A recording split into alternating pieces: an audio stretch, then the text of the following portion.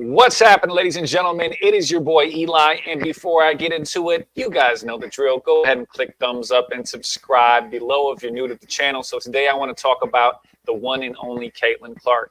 A lot of people are providing criticism that really doesn't match up. Now, I'm a little bit biased because I'm an Angel Reese fan. So when a lot of people were like, oh, Caitlyn Clark this, Caitlyn Clark that, she's, and I'm like, well, she's not as great as you guys are making her out to be. Sure, she can shoot a little. But after watching some highlights, I am going to reassure you, not only is Caitlyn Clark a phenomenal three-point player, these are the things that I watched her do. She could come off a screen and shoot off balance. And I'm not talking about mid-range. I'm talking about she looked like Rip Hamilton coming around those screens, pulling up for three, off balance, 3 or 4 feet behind the three-point line. A lot of NBA players cannot shoot that well.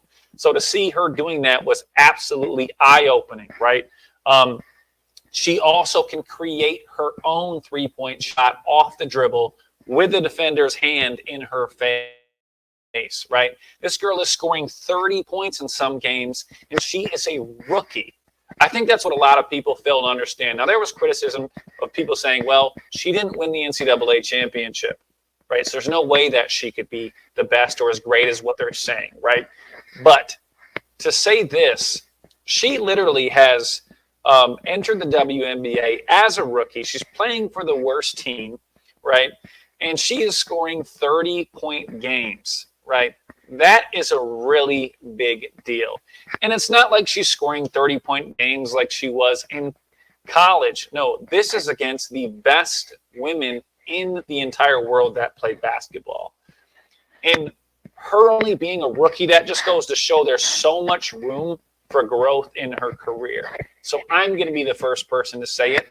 If Caitlyn Clark continues to travel down the path that she's been on of greatness, she will be known as the greatest women's basketball player of all time, not just in the WNBA.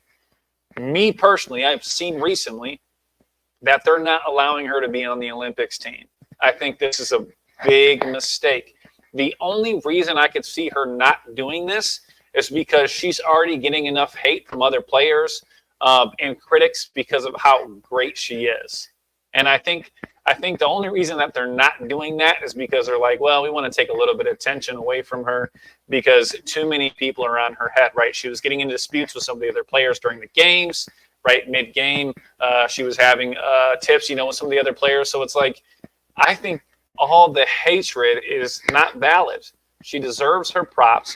She deserves to be on the Olympic team. And Caitlyn Clark is a phenomenal player. Okay, so if you're wondering if the criticism or the negative things you hear about her are real, I can promise you they are inaccurate.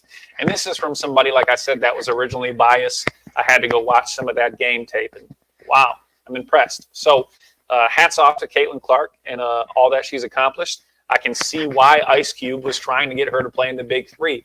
Because like I said, again, there's a lot of NBA players that I don't think are as skilled as not just a three-point shooter, but coming off a screen three-point shooter and creating their own three-point shot off their own dribble, right? It literally looks like the female Steph Curry.